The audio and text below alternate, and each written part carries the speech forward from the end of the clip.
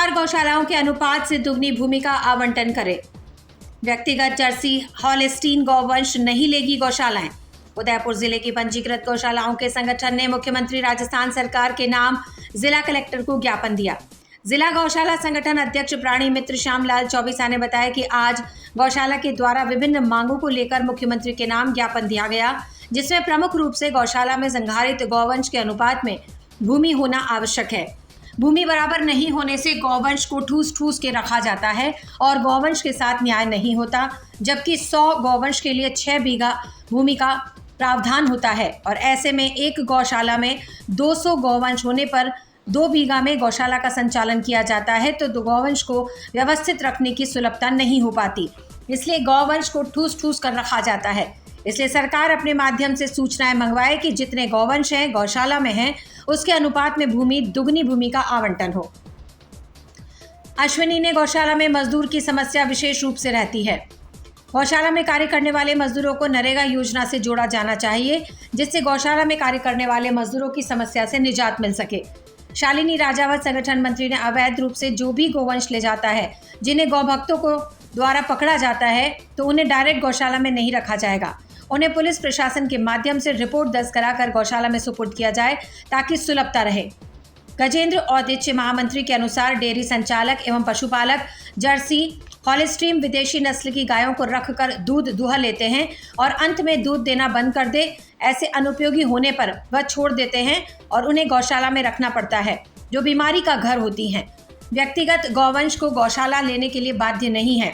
गौशाला निराश्रित असहाय के लिए है। गौशाला वाले व्यक्तिगत जर्सी हॉलिस्टीन गायों को गौशाला में नहीं रखेगी, क्योंकि उनकी मृत्यु दर 90% होती है और जिस गौशालाएं बदनाम होती हैं, गौशालाएं किसी के दबाव में कार्य नहीं करती।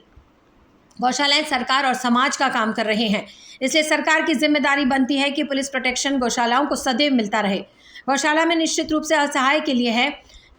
जो गौवंश गौशाला में आता है तो प्राय कमजोर और वृद्ध होते हैं। ऐसी स्थिति में उनके मृत होने पर उनके निस्तारण की व्यवस्था स्थानीय पंचायत, नगर पालिका, नगर परिषद या नगर निगम को दिलाया जाए एवं स्थानीय सरकारी एजेंसी को निर्देशित करे कि गौवंश को निस्तारण हेतु भूमि का भी आवंटन प्रशासन अपने स्तर पर करे। इस अवसर पर गजेंद्र औदिच्य महामंत्री, शालिनी राजावत संगठन मंत्री, अश्विनी कोषाध्यक्ष, स्वामी प्रसाद मौर्य, सुमन बोस संरक्षक आदि गौपालक उपस्थित रहे। ज्ञापन की प्रति अतिरिक्त निदेशक पशुपालक डॉक्टर शरद अरोड़ा को भी प्रदान की गई, ताकि उन्हें भी निर्देशित करने में सुलभता रहे। जय गौ माता, जय गोपाल। श्याम चौबीसा, उदयपुर जिला गौशाला संगठन अध्यक्ष। आज हम सभी उदयपुर जिले की गौशालाओं के जो प्रतिनिधि हैं, आज जिला कलेक्टर को मुख्यमंत्री के नाम ज्ञापन देने के लिए उपस्थित हुए हैं।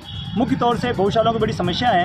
एक तो जो गौशाला में गौवंश है, उसके अनुपात में भूमि नहीं होने से गौशालाओं के साथ गौशाला वाले न्याय नहीं कर पाते हैं, जबकि नियम में बना हुआ है कि 100 गौवंश के लिए 6 बीघा भूमि का होना आवश्यक है।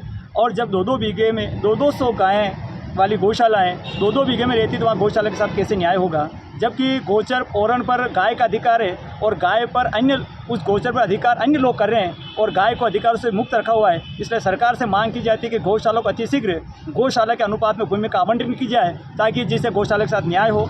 दूसरा, आजकल गौ भक्त काफ़ी मात्रा में गौवंश पकड़ रहे हैं, लेकिन वो आके गौशाला में झगड़ा करते हैं, जबकि उनका नियम बनता है कि उन गौवंश को पुलिस प्रशासन के माध्यम से एफआईआर दर्ज करने के बाद में गौशाला को सुपुर्द करते हैं, तो हम उनको लेने के लिए तैयार हैं। लेकिन झगड़ा करेंगे तो इसको स्वीकार नहीं होगा, क्योंकि गौशाला किसी के दबाव में कार्य नहीं करती, वो सरकार का काम कर रही है। जो सरकार का दायित्व बनता है कि उन गौवंश को रखे, और अगर समाज सेवी संगठन गौशालाओं का काम करती है तो अच्छा काम करती है। दूसरी बात है कि जो पशुपालक हैं, डेयरी पालक हैं, वो अपने गौवंश को छोड़ देते हैं। जर्सी और हॉलिस्टीन गाय जिसकी मृत्यु दर 90% होती है और वो गौशाला में बेचते हैं, तो उसकी मृत्यु दर होने से गौशाला बदनाम होती है। आज इस मंच से उदयपुर जिले के गौरक्षा संगठन आगाह करता है कि आज के बाद में कोई भी जर्सी हॉलिस्टीन गाय गौशाला में नहीं लेंगे, क्योंकि गौ सेवा करने के लिए गौशाला वाले बैठे हैं और बदनामी सहन करने के लिए नहीं बैठे हैं। अगर जर्सी हॉलिस्टीन गाय अगर गौशाला में आती है तो गौशाला नहीं रखेंगे। दूसरी बात है कि गौशालाओं में मजदूरों की सदैव समस्या बनी रहती है, इसलिए सरकार से निवेदन किया जाता है कि गौशालाओं को नरेगा के माध्यम से जोड़ा जाए, कि नरेगा में जो मजदूर काम कर रहे हैं उनकी सेवा के माध्यम से अगर गौशाला से जोड़ेंगे तो गौशाला की सेवा सुलभ होगी और कार्य सुव्यवस्थित संपादित होगा। और निवेदन ये भी है कि सरकार अभी अनुदान देने में देरी कर रही है।